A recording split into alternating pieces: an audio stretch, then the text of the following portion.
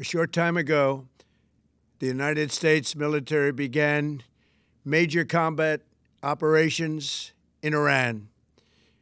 Our objective is to defend the American people by eliminating imminent threats from the Iranian regime, a vicious group of very hard, terrible people. Some analysts are now questioning whether the alleged Trump and Netanyahu Iran strategy was ever only about nuclear containment, or whether it involved broader political objectives inside Iran beyond just military or nuclear concerns.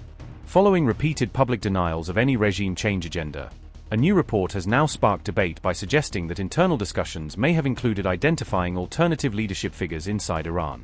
This has raised a provocative question among observers about why Israeli leadership would consider working around, or even indirectly relying on, political figures within Iran who were once seen as strongly opposed to Israel.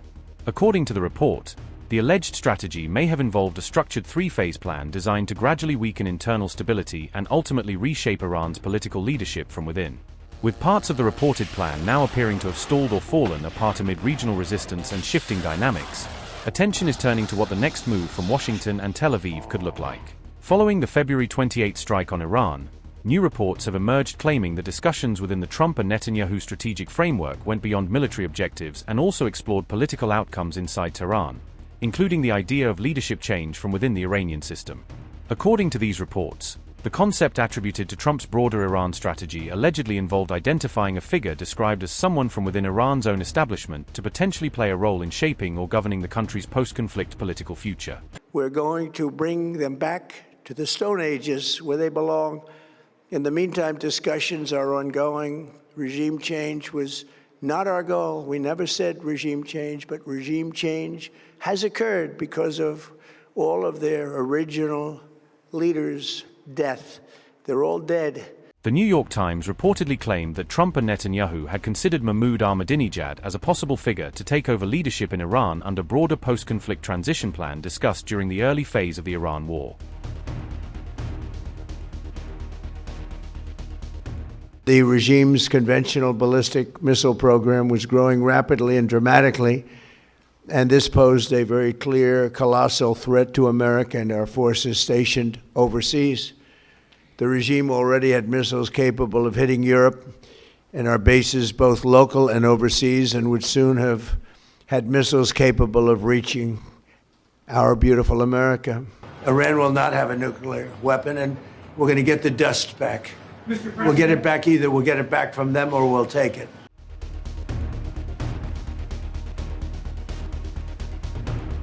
Sources told New York Times, U.S. officials spoke during the early days of the war about plans developed with Israel to identify a pragmatist. Officials insisted that there was intelligence that some within the Iranian regime would be willing to work with the United States. American and Israeli officials saw Mr. Ahmadinejad as a potential leader of a new government in Iran. The United States saw him as similar to Delcy Rodriguez, who took power in Venezuela after American forces seized Mr. Maduro. According to the New York Times report, Phase 1 reportedly involved coordinated U.S. and Israeli air assaults alongside targeted strikes on Iran's top leadership, coupled with efforts to mobilize Kurdish groups against Iranian forces on the ground. Phase 2 was described as a stage of sustained influence operations and Kurdish advances intended to deepen internal instability and create the perception that Iran's central authority was losing control. Phase 3, according to the same account, envisioned prolonged damage to critical infrastructure such as the power grid, leading to systemic collapse and ultimately opening the way for what was termed an alternative government to emerge.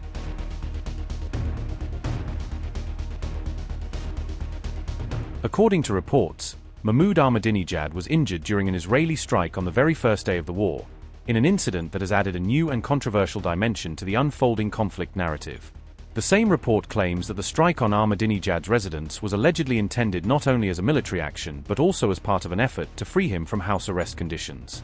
U.S. officials, as cited in the report, stated that the Israeli operation specifically targeted the security detail and guards stationed around Ahmadinejad's home rather than focusing solely on the former president himself. Following the incident, Ahmadinejad is said to have become increasingly disillusioned with the broader regime change framework that was reportedly being discussed by external actors involved in the conflict.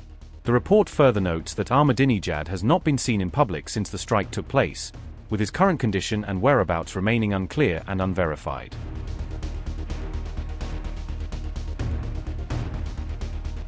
Mahmoud Ahmadinejad served as the president of Iran between 2005 and 2013, a period marked by intense international tensions and deepening confrontation with Western powers over Iran's nuclear ambitions. During his presidency, he became widely known for his hardline and strongly anti-Israel rhetoric, which further intensified Iran's already strained relations with Israel and its allies. At various points, Ahmadinejad was reported to have called for Israel to be wiped off the map, a statement that drew global condemnation and heightened regional tensions. He was also a strong and vocal supporter of Iran's nuclear program, consistently defending it as a matter of national sovereignty and technological advancement despite international pressure.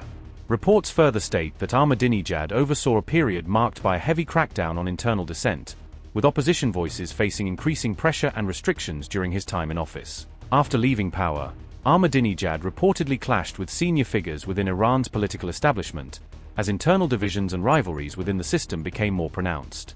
Iranian authorities are also said to have placed him under close watch in the years following his presidency, limiting his political activity and public visibility. He was subsequently blocked from running for president in the 2017, 2021, and 2024 elections, as Iran's Guardian Council disqualified his candidacy each time. In a 2019 interview with the New York Times, Ahmadinejad even praised Donald Trump as a man of action, while suggesting a pragmatic approach toward possible US-Iran relations. No, I don't think we need any help with Iran. We'll win it one way or the other. We'll win it peacefully or otherwise. Their Navy's gone, their Air Force is gone, every single element of their war machine is gone. They've killed a lot of people. They've killed 42,000 people at least over the last month and a half. We win. Mr. President.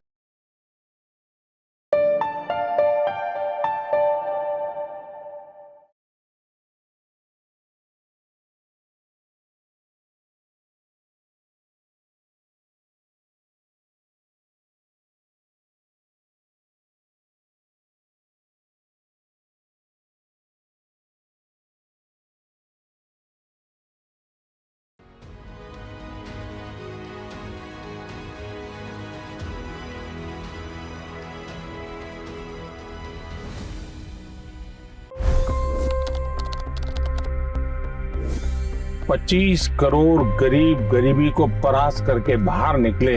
For the good of our nation, let's work together and let's truly make America great again.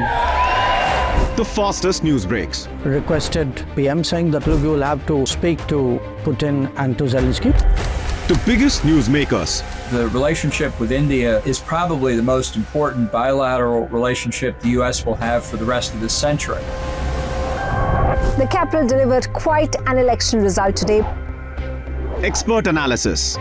The million-dollar question today is how to stop this dance of death. Ground reports. I'm standing at the crossroad of the Kumbh Mela. Behind me are more than 100 entry guards. Long-form interviews. Exclusionary politics is reflected in Manipur case as well. You don't bother because this is a small state. Deep dive into burning issues. It's often said DRC could be the richest country in the whole world. It's because of what sits underneath. Why exactly did the US topple the Sheikh Hasina government? HT videos. We don't just break news, we break it down.